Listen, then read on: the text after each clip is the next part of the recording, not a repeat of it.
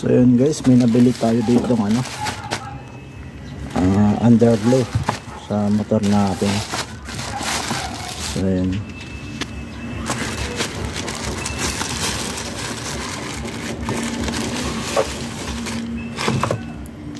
So ito guys, ano lang to, di mo na kailangan ng wiring. So parang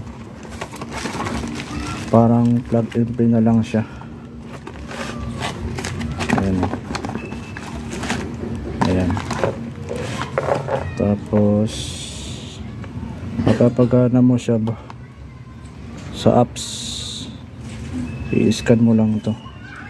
Pag na-scan mo yan, upload mo yung apps. Tapos ito yung kukunik lang sa charger. Ayan. Ayan. So di mo na kailangan ng wiring dito, plug and play. Basta may charger yung cellphone mo, ito muli saksak. So install na natin to.